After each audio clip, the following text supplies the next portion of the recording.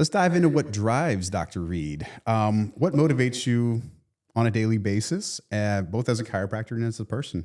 And is there any specific goal or vision that keeps you kind of inspired to keep it going? I think I'm personally and professionally driven by kind of the same thing. I have a 20-year-old son. He's almost 21. Could never tell. I know. You look like you're about 27 yourself. Thank you. I'm very childish on the inside. That's going to keep you young. That's what keeps you young, Yeah. I'm telling you. Yep. So I think establishing a legacy for him is very important to me. I have allowed a lot of my decisions personally and professionally. He is like dictating a lot of those things. In that, I want to be a really good example for him. I want to live and do beautiful things for myself, but I want him to have an amazing example of what it can be. Wow. Yeah. And I treat my patients the same way. Like I want them to come in, not that it's perfection, because I'm actually appropriately imperfect in front of patients all the time. I let them know that they're dealing with things that either myself or people very close to me have gone through as well. This is not abnormal. I think it humanizes me, which is very important when you're dealing with people. Yeah. Keep you on the same level. Yeah, absolutely. So it's that legacy. Like that is really what drives me for real. I want people to don't feel like I'm untouchable. Yeah. I love it. Yeah. I mean, you're accessible, you're reachable, and you are 100%. We're all the same. Yeah. And I'm the same way with my son. Like he will, go through 20-year-old. He's very 20. I forgot what that feels like. I live it daily. Yeah. It's very 20. It's a little different than teenager, right? Oh my gosh. Young adults. I would rather have 4 toddlers. Oof, he's lovely. I give him a hard time, but he's very lovely. He is, but he's very 20. Four toddlers over 120. 100%. That is. You can wrangle toddlers. 20-year-olds, you have to let them get car keys and leave the house, and you can't say anything. Yeah. That is awful. Because they're legal adults at this point. Because technically, he's legal. Yeah. I'm like, what is happening? It shouldn't be legal until like 20. Until 25. 25, yeah. Prefrontal cortex is closed. Yeah, true. Yeah, I think 25. Easy. I agree. But at 18, people moving out at 18, that's such a... 18 is insane. Like, you can't even drink in some states. Exactly. And they're making major decisions like voting for presidents and correct driving and like bumper cars on steroids. It's horrible. Again, he's really lovely, but he's still very 20. But I'm really like transparent with him about how I navigate it at 20, and what he's doing is normal, and I want you to avoid the following things. So that's kind of how I show up. You're a great mom and a great human. I really do my best. I try. That's my favorite thing about myself is that I try. And that's all we can do. That's all you can do. I think you're doing a great job. Thank you. So, let's dive into. Do you have like a personal mantra or a favorite quote that keeps you motivated? Stay focused. I do actually. Something I say to myself all the time is just 5 words, right? Strength, courage, wisdom, peace, and prosperity, right? So some of those are things that I embody already. And some of those are things I'd like to get better at. And you know what happens is the universe doesn't just, bestow things on you. It gives you opportunities to show up and exhibit those things. Yeah.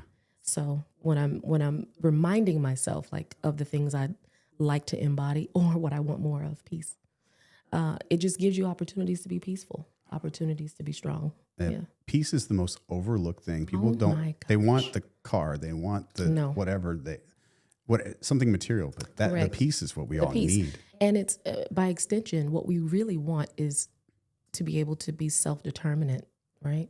We want to be able to control our time and what we do with it, which is peaceful. Yeah. Yeah. Yeah. That's strong. Absolutely. It's a real thing. I love it. Yeah. Well, that's something for everybody to kind of focus on, your own peace, your stillness. And absolutely, out of that, you can give so much more to other people without even really trying. Correct. And I think a lot of times we think peace looks a very specific way. It looks like a, serene, like a beach, or like a, sometimes it literally looks like not strangling someone. Choosing to be peaceful is decision. Correct. Yeah. Sometimes it's just about finding stillness in the chaos, in the moment, whatever that is. Yep. Yeah. Yeah, that's true. That's a very interesting thing because it's always going to be chaotic no matter what. Always. And How we manage. It's how you manage it. Correct. You took the words out of my mouth. Absolutely. I love it. So what excites you most about your work as a chiropractor? Or really, let's dive into that a little bit more. Not just a chiropractor, but as a healthcare professional, knowing everything you know from your background before being a chiropractor. What excites me? I think if I'm talking about chiropractic specifically, right? I really enjoy the doing. Yeah. Right? I like the doing. I could have been any type of healthcare provider that I wanted to be because that's just my mindset about anything. And I have fantastic parents, and they're the reason that I'm delusional. If I told my parents I wanted to build a spaceship, they wouldn't blink. They'd be like, where do we get the parts? That is the support that everybody needs. It's very true. It's very true. So what excites me is the doing. I chose chiropractic because we do things to and for our patients that gives them, I hate to say immediate results. It's not a microwave, but if they feel incrementally better after a session with me, that's a win. Yeah. That's a win. That's it. I need 1% improvement. A little bit of range of motion. A little bit. A little bit of light in their eye. Absolutely. Yeah. Absolutely. And I can honestly say that anytime that I've adjusted a patient, various techniques, they've always had that 1% improvement. Yeah. And that's fantastic. That's what I love. I like the doing. Yeah. Yeah. Is because you're helping them. I mean, 100%. it's also kind of, it's going to sound bad when I say it, but it's a selfish thing as well. Because like us humans, we kind of need to be validated ourselves. True. By helping others in any way, any form, that comes. It's part of it. Absolutely. And I think and I'm always reminding myself that I'm just assisting. Yeah. Right? Yeah. It's not me doing the thing. I have a very specific skill set that I'm helping your body do the thing. Right? Your body's able to do it. Yeah, You 100%. You just know how to get the interference out Absolutely. of it. Absolutely. It's amazing stuff. So speaking more so of like Easewell and whatnot, what sets Easewell apart from other chiropractic clinics? And how would you describe the experience to someone that's never been to any of our clinics? So this is going to be a little bit corny, but it's very true. I fully believe this. You have aptly named the business. It's very easy, right? Thank you. And I think so many things in life can be overcomplicated. And you don't want to go to the doctor's office. You don't want to go to the chiropractor and feel like it's another thing you gotta do, right?